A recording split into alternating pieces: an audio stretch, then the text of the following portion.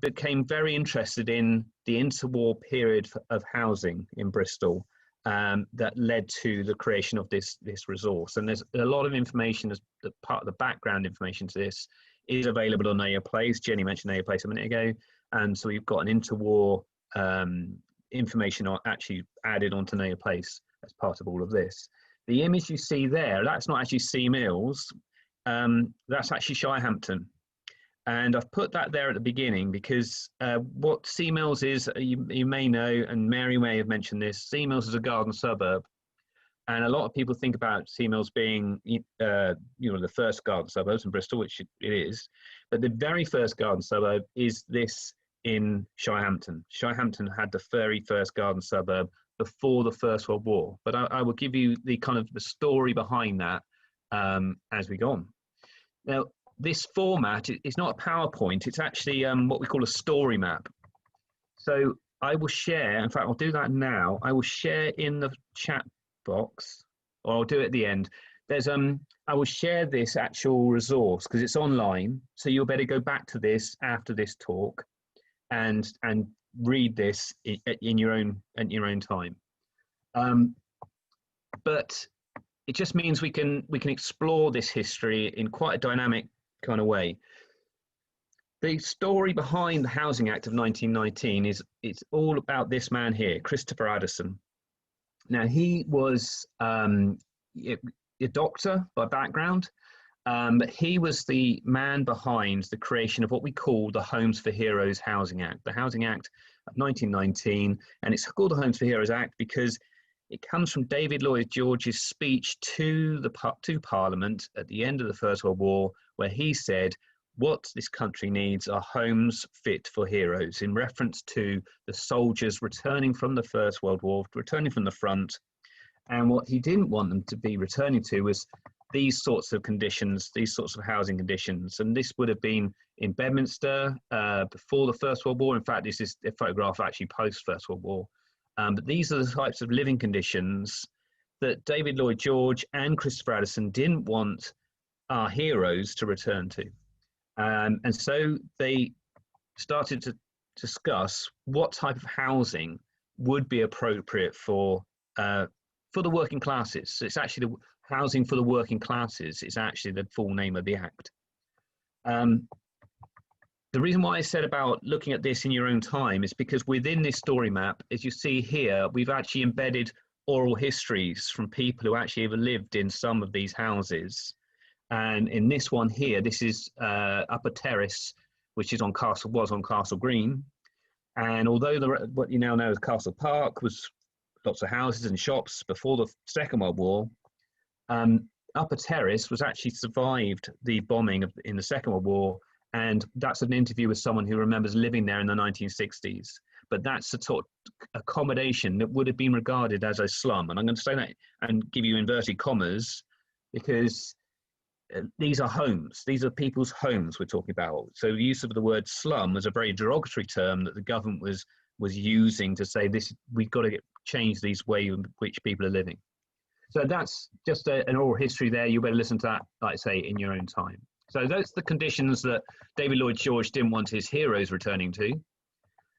Just to give you a little bit of background, Bristol wasn't doing very well for providing homes for all the working classes before the First World War.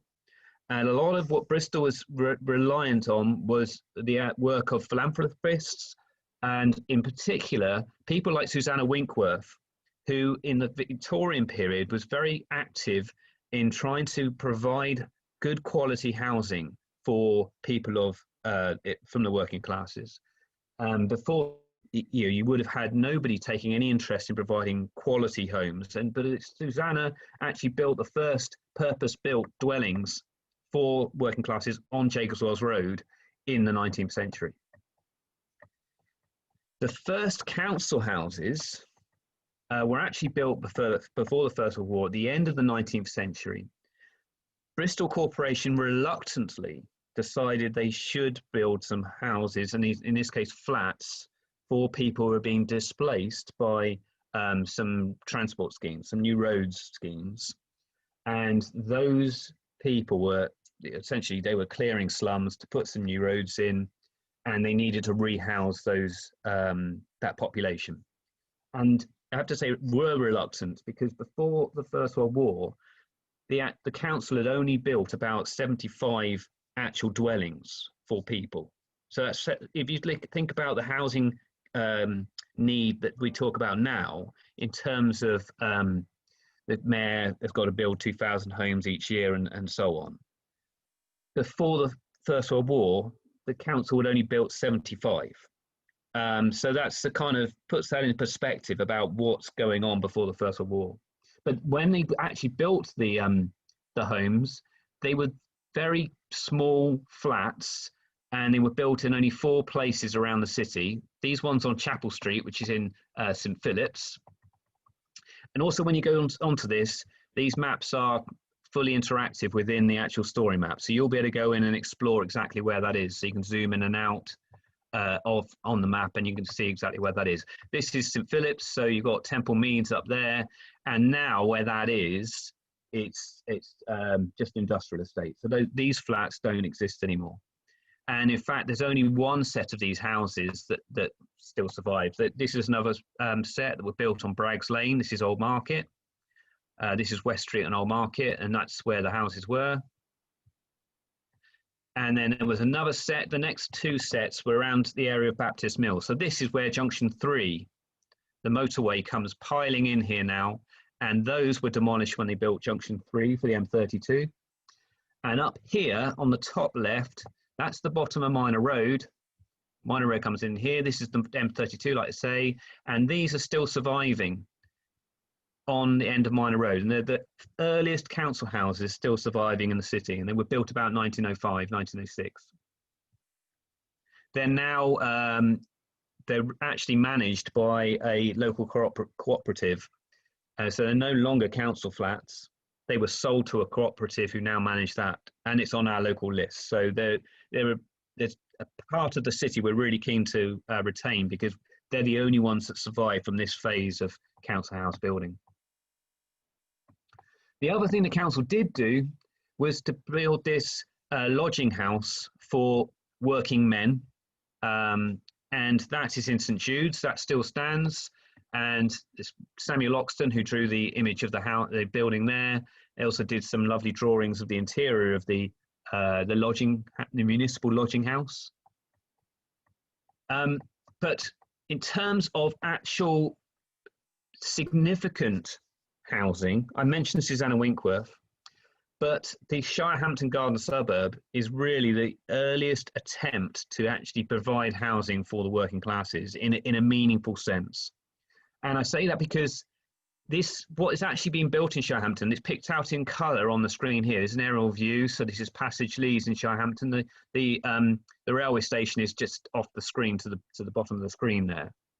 Now, these houses were actually built and only part of a much larger development proposal by the Bristol Garden Suburb Company that was set up as it's a private development. It's not council housing. But their intention was to provide a series of cottage homes for workers on land that was owned by Philip Napier Miles, who was the owner of the King's Weston estate. And it's interesting that Philip Napier Miles had already become quite interested in building housing, quality homes for people who were working on his land, but also in Avonmouth Docks and places like that. And so he was exploring these new ways to actually build this type of housing. So also in Avonmouth, around about the same time, again, this is all early 20th century, he's got his architects working on new housing within Avonmouth village itself for the dockers who are working in the Avonmouth Docks. That's the Avonmouth Docks were expanding at that time. But these are probably the most significant because they follow the classic garden suburb principles. Now, the garden suburb principles, that comes from Ebenezer Howard, who was writing in the late 19th century about garden cities of tomorrow. And he was advocating the building of developments that were homes for the working classes or for everybody, that was really about bringing the countryside and town together, uniting the two, so that you would have a cottage-like home with a very decent front garden and a much better back garden within which you could grow your own fruit and veg. The houses will be well spaced apart, and basically he was saying that this was the healthier way for towns to be built. So his garden suburb concepts then get picked up by people like the Bristol Garden Suburb Company, and they start to try and build the kind of housing that Ebenezer Howard was advocating. And Shirehampton is the best example, well, it's our only example in Bristol of that early phase. So that was built around about 1909 to 1913.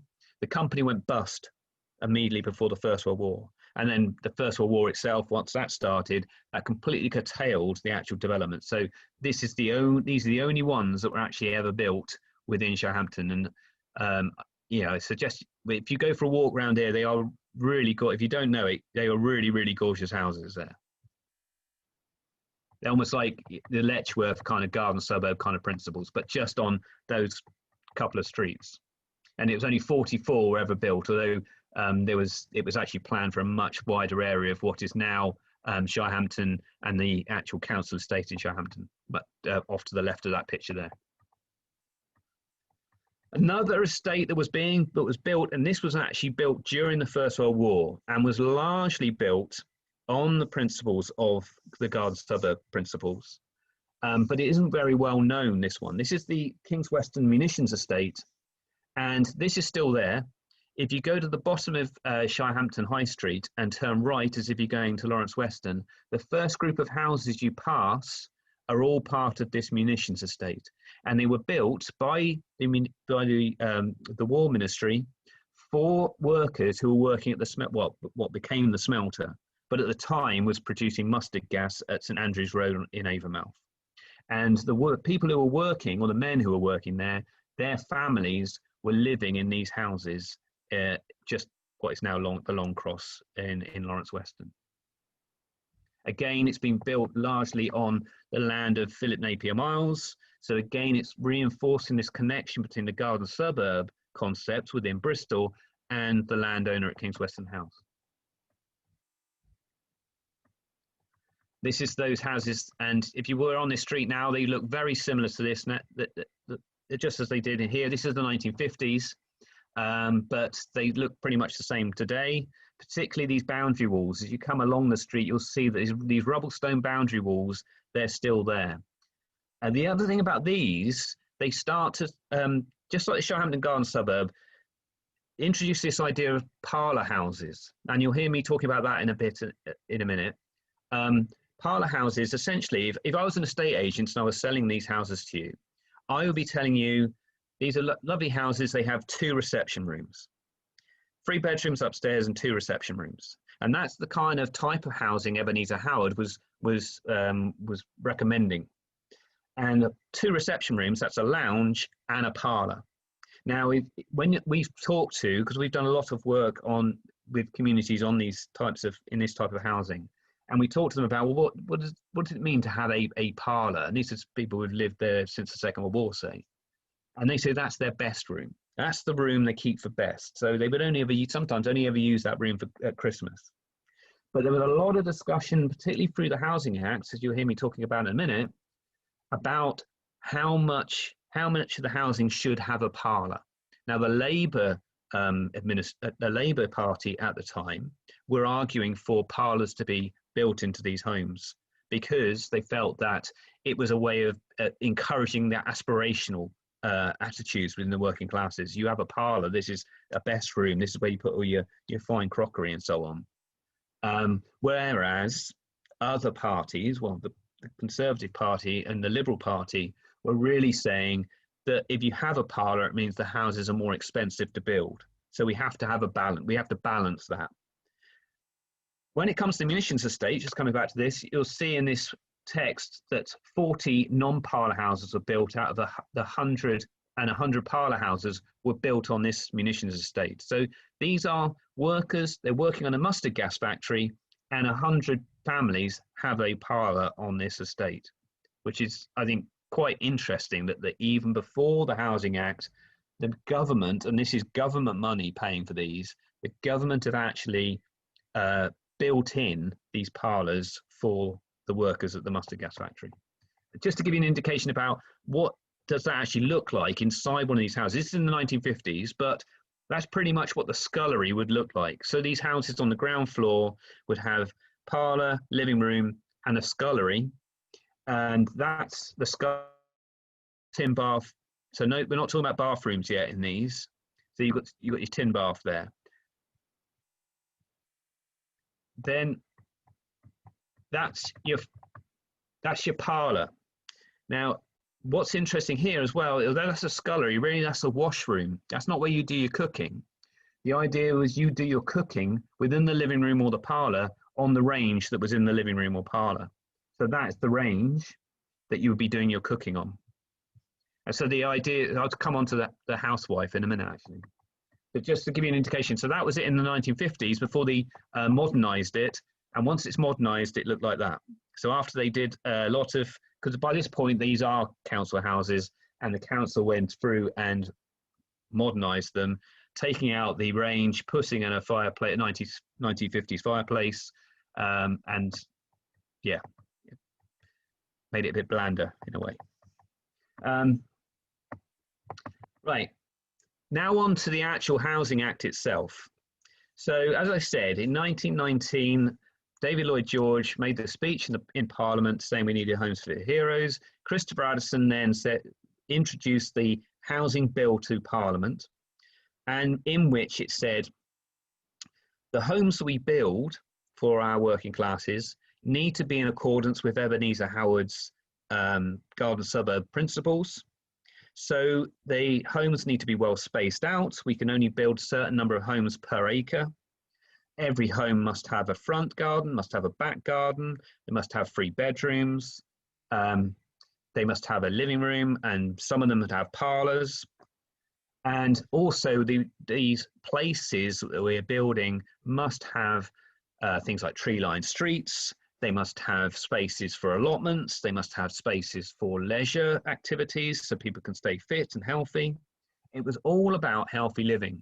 Now, the Housing Act was introduced by the Ministry of Health, and it's a key thing in a way that during the 20th century, that connection between housing and health has gradually been split.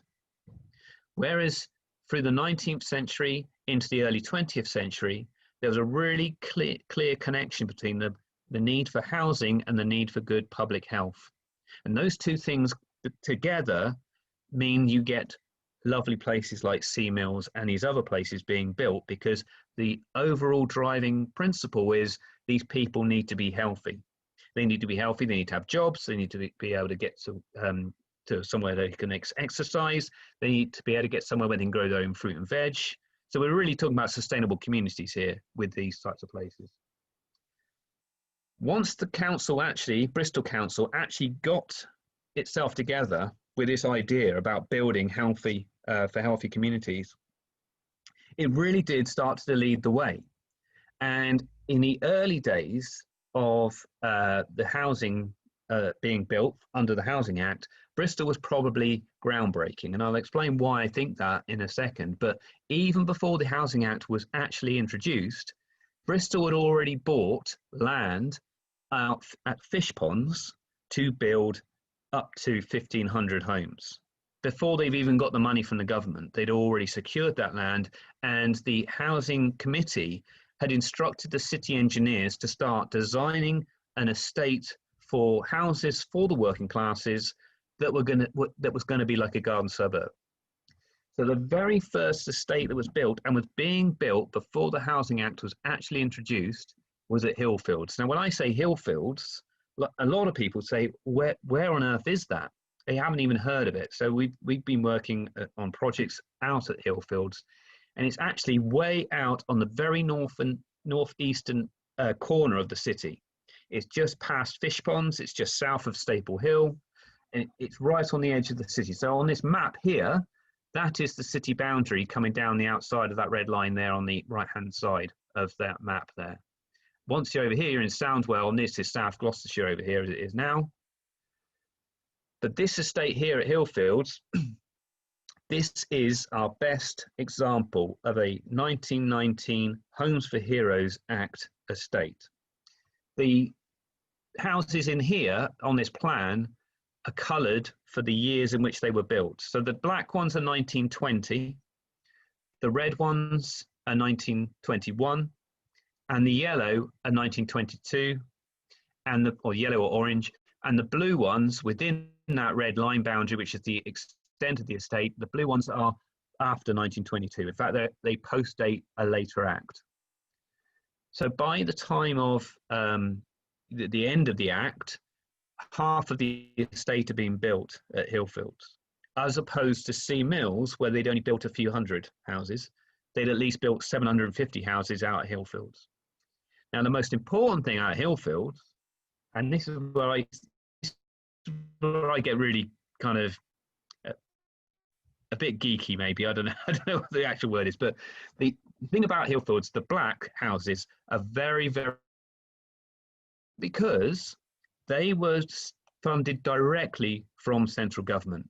So when the actual Housing Act was introduced, money actually went as subsidies to local authorities to build the homes. That means that the actual purse holder was the corporation.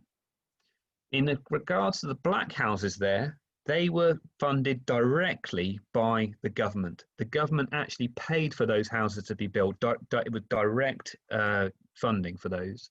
Because what the government was saying is they could see Bristol were actually leading the way in terms of actually having a plan for an estate here, and asked the corporation, we are going to have an international congress to look at how the country is providing homes after the First World War, and they're going to come from all around the country, but also come from from the Europe, from our dominions, and they need to come over here and be shown the type of housing that Britain are actually going to provide for our heroes. So the central government said to Bristol, we want you to build a demonstration area as a kind of ideal homes exhibition type of thing. And we want you to give us a part of Hillfields to let us build some of those houses so that these delegates can come and have a look at these houses. And that's why those houses in black are built in 1920, because those delegates were arriving in the summer of 1920. So that's the demonstration area in black, and we'll come into more detail about that in a second, because we're going to zoom in on there. So as you zoom in, we just pick out those the black houses there. So early in 1919, the corporation has never built housing like this before. They didn't know how to do it.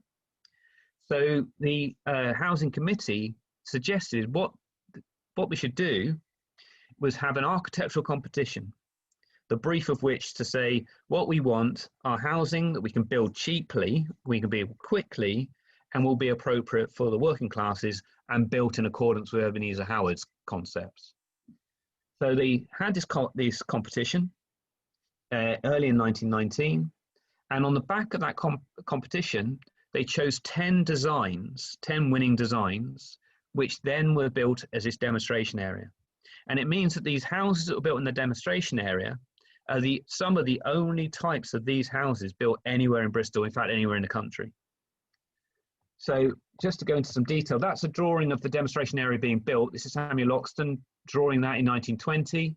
And so that's the kind of scene that delegates would have been able to see when they arrived here in the summer of 1920.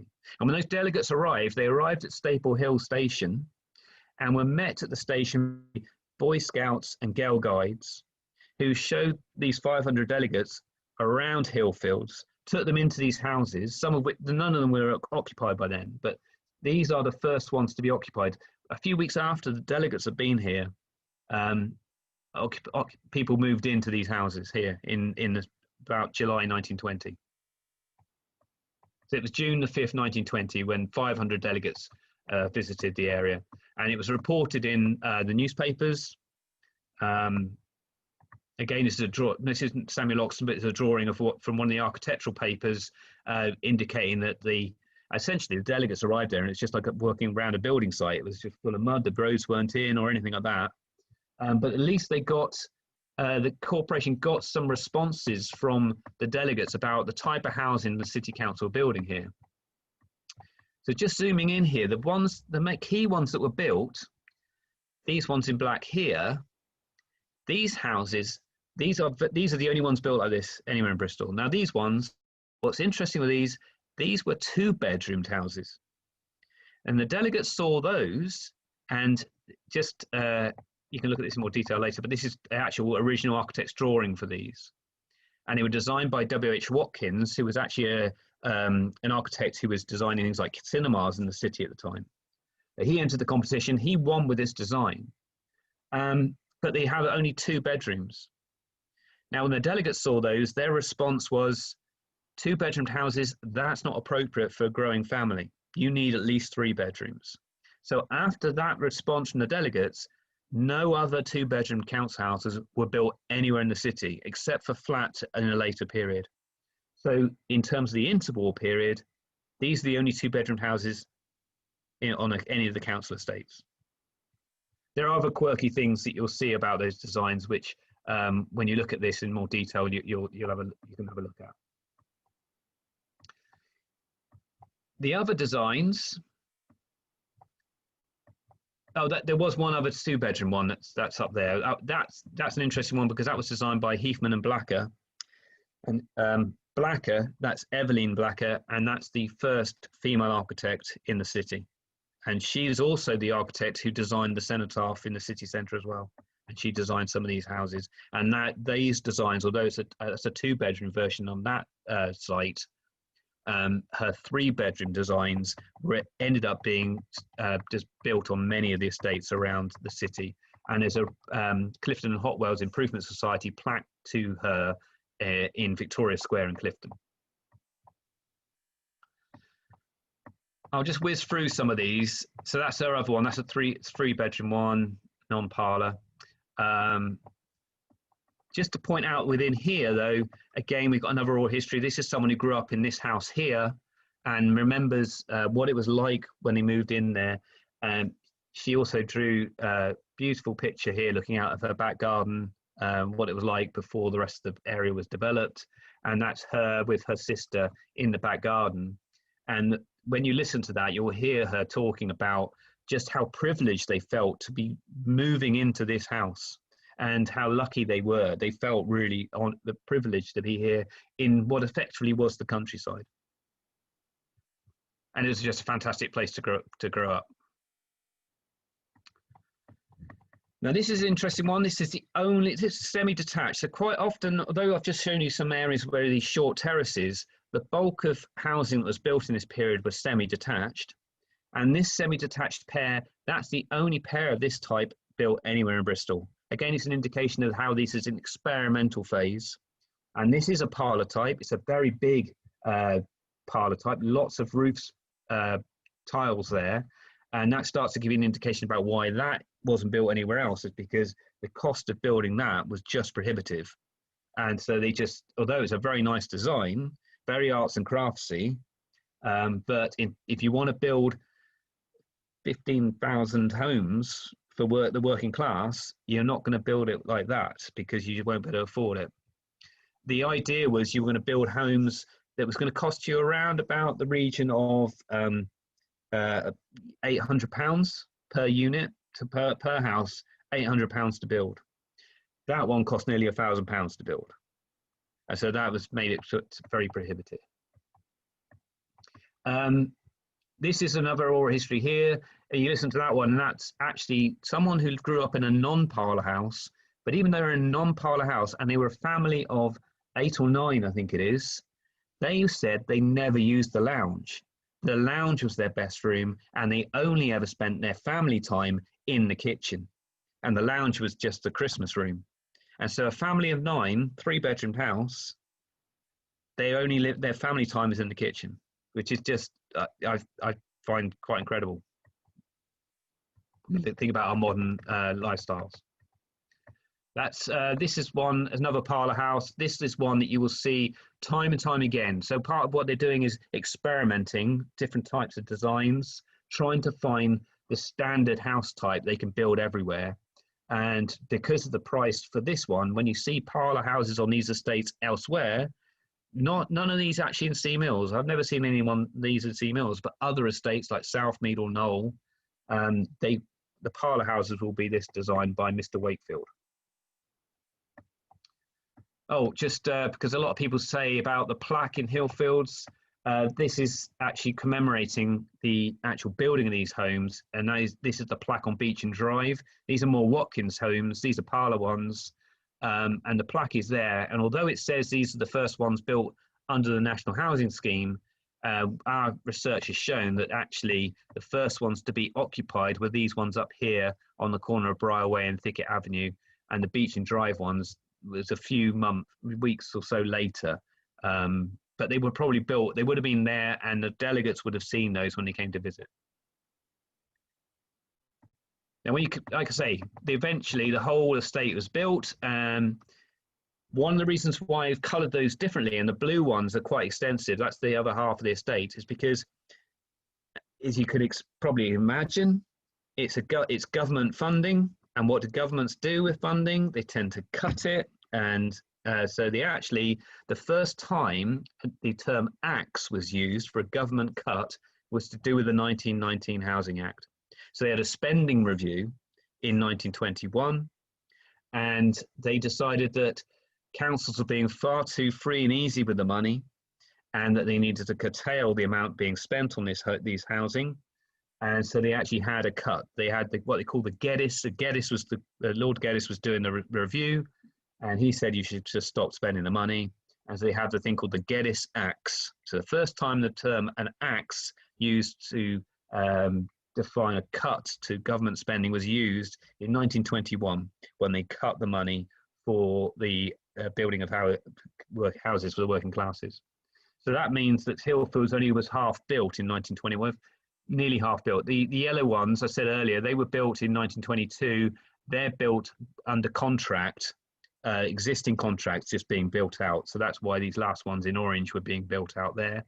The blue ones, they had to wait to build the rest of the estate until a subsequent Housing Act in 1923-24 to allow them to provide subsidies to build the rest of the estates. And that was the case for all the estates the council and all councils were building at this time. In 1921, they had to stop building the homes.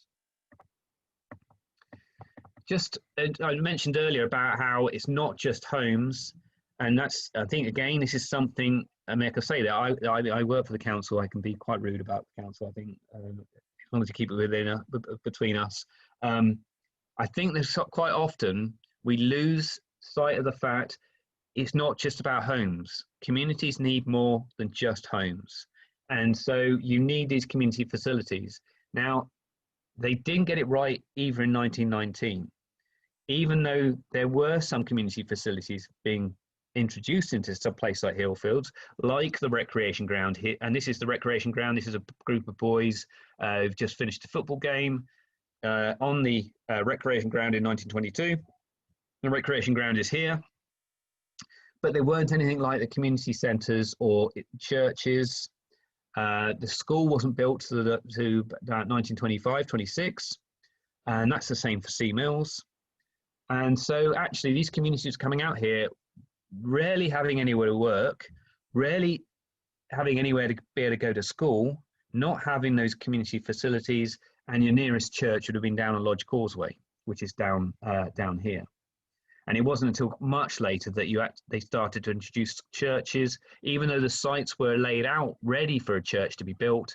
The St. Bede's Church here, which is now gone, demolished, St. Bede's Church there wasn't built until the later 1920s. There was a Baptist church built there in about the later 1920s. And the school, like I say, wasn't built till about a similar sort of period. So it was pretty much not a lot happening on here apart from the homes. And the community here, they built their own community centre. And this is a recurring thing you hear about when people want community centres in these sorts of places, the community have to do it themselves because local government aren't going to do it for you. And the Hillfields community actually, because there were people who do plastering or bricklaying, they built their own community centre. And that's a community facility that, although it doesn't look like that anymore, it is still a community hub by the recreation ground where they originally built that community centre. And you can go to even post-war estates, you'll hear similar stories. So just to go on to what the other estates, and this is where I come on to Sea Mills. So that's just to put game. This is where Hillfields is, up here in the northeast of Bristol. So the other estates built at that period. So I mentioned Shirehampton Garden suburb, but in 1919 they also introduced some temporary housing, which I'll show you in a second what that means, up here in Shirehampton. They introduced Sea Mills, which I'll talk about in more detail in a second. And they also built a couple of some very small estate here on St John's Lane in Bedminster and Knoll Park. Now, when I say they built, like I said before, the only ones that where they had actually make a lot of progress was Hillfields and the Shirehampton temporary homes. Sea Mills had progressed a little bit. Knoll Park, they'd only built about 50 houses in Knoll Park, and it was until after 1924 did that get completed. St John's Crescent was largely completed by 1922. So just talk about the Shirehampton temporary homes very quickly before I get on to Sea Mills. They were actually built, and this is something else I did some research into, is the remount depot at Shirehampton. You've probably seen they've just put in or will be putting in a memorial to the horses that went through Shirehampton and Avonmouth docks in the First World War. So as well as the horses, there were lots of soldiers were based at Shirehampton in huts like these, and the corporation bought 70 of those huts and converted them into 140 homes for communities to live in those huts. And so this is how they were reported in the paper. You can see those huts, very similar to the Loxton drawing I was showing you a second ago. And again, we've got an oral history of someone who remembers growing up in one of these huts. And they look very much, it's almost like a very early prefab kind of concept. These are corrugated iron huts, tin sheds essentially. And this woman talks about it being very, very cold in one of these with a very small heater, but a happy childhood within there because it was like being in the countryside. So Sea Mills, let's get on to that finally before we wrap up. Sea Mills itself, it's actually said in the paper when it was first announced we were going to build, the corporation was going to build an estate at Sea Mills, and talks about the first garden city started. And it's the reason why Sea Mills gets a lot of the headlines is because this is where Dr. Christopher Addison actually came and planted the tree at Sea Mills Square. And so that set the ball rolling in terms of the corporation building these estates. And that is why Sea Mills, one of the reasons why Sea Mills gets a lot of the attention. The other reason why it gets the attention is because of the way in which it's designed. It very much is a garden suburb, although Hillfields has these sweeping crescents as well. These crescents and these avenues, tree-lined streets. It's what the Letchworth or your typical Ebenezer Howard type of development, much closer than somewhere like Hillfields, arguably. What was interesting about Sea Mills in terms of what they were doing in 1919, 1920, and the delegates came here as well to look at the housing and what the progress that was being made. And this is Sylvan Way being built in May 1920. And what they were doing in 1920, because Hillfields had a brickworks just down the road, so they had lots of access to the building materials. It was easy. Sea Mills, there's no brickworks here. So the challenge is, how do we build homes quickly here where we don't have the materials that we need? And so they went to a form of building which steel framed housing with concrete panel walls. And that was the first group of houses in Sea Mills were built in that way, using a London builder, London architects and builder, Dorman Long, who built these homes around Sylvan Way and Woodleys and some of these other parts of Sea Mills down the southern end of Sea Mills. And people have since then this period, I think you may have heard stories about some of the homes in Sea Mills being struggling because of that type of construction. And you actually have reinforced concrete and the rusting that happens within steel work, and it blows the concrete. And so some of these frame houses did have structural problems that the council then had to sort out in the 1990s. There's a drawing of them being built. This is part of the report on the delegates visiting Sea Mills. And a nice picture of the men working actually building the houses as well, which we were lucky to receive. This is a bit later. This is part of essentially with Sea Mills, it's this bottom half of the estate was built before the Geddes, or some of it was built before the Geddes Acts. And then this top end of the estate was built after 1924, just similar kind of half and half. And so the second half of the estate was built up here. This is 1927, this photograph, and these are much more brick built, traditional style housing that's built on the rest of over Sea Mills. That's the square as it was in the early 20th century. The tree is actually out of the picture onto the left there. But in many ways, other than the fact you got trees are now matured, you could stand there and it's not dissimilar. You haven't got the railings anymore and the phone box has changed. But the housing itself, the Methodist church there, the bus has changed, but that's the picture today. That's that same site. So there's the phone box where Mary's got her museum now. And there's the Methodist church there. And this is the Addison Oak on the actual square there.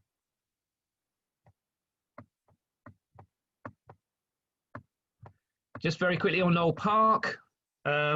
This is another drawing of Knoll Park and St John's Lane. This is actually St John's Lane, the house is being built there.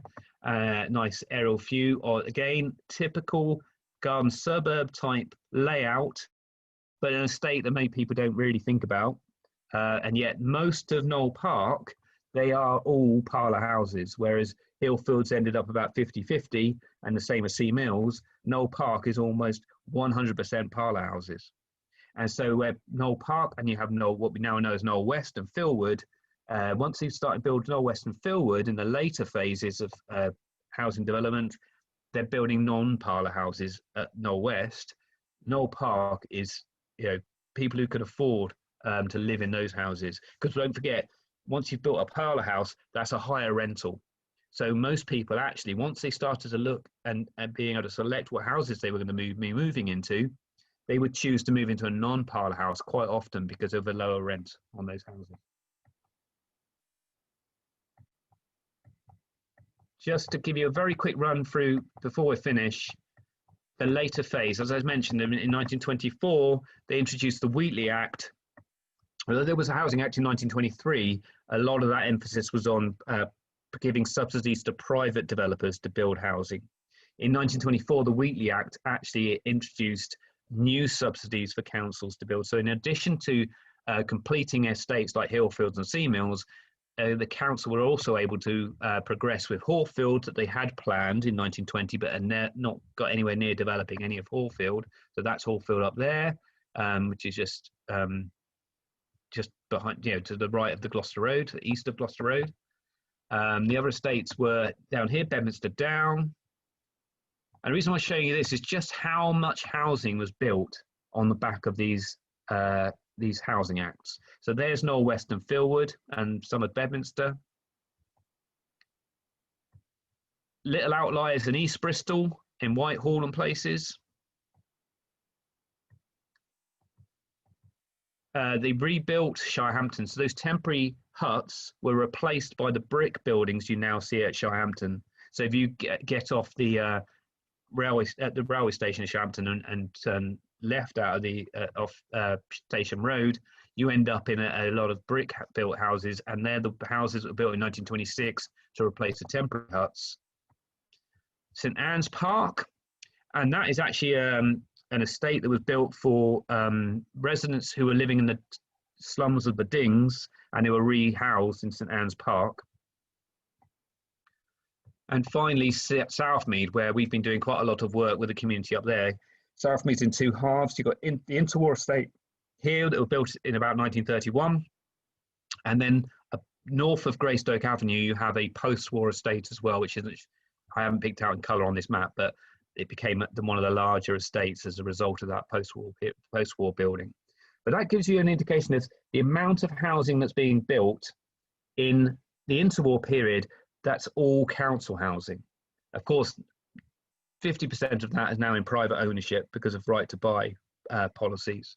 But that is what was intended to be built between 1919 and 1939. I'm just going to zip right to the very bottom of this, because if you go through this, it will actually go through a lot of the other types of housing that was built in that period, like the flats that were built in St Jude's and places. This gives you an indication of some of those estates and how they are split between parlour houses and remaining council houses. And what I was trying to show with this graph, I was trying to suggest that where you've got an estate that's predominantly parlour houses, there's been a lot more take-up of the right to buy policies. And so you have here Knoll Park there. So the total number of houses in blue that was built in that estate, and the red are all the parlour houses. You see is not 100%, but it's a high proportion. And you've only got a very small proportion of the Knoll Park estate that are still council houses. And that's shown in green. As opposed to somewhere like St Anne's Park, where you've got a few more council houses, or somewhere like Southmead, where there's still more than 50% of the estate is council owned. The same could be said. This is Bedminster and Knoll in here. Around about 50% of the Knoll estate is also still council owned. And this is a map of the whole of the city, just to finish off with. And this just shows you the interwar estates are shown here in orange. The post-war estates are in blue, the darker blue. But the pinky, purpley colours, these are all private developments, private housing that were built in the interwar period, some of which will be Stoke Bishop, where you are, and Sneyd Park, but also Henleys, place like this.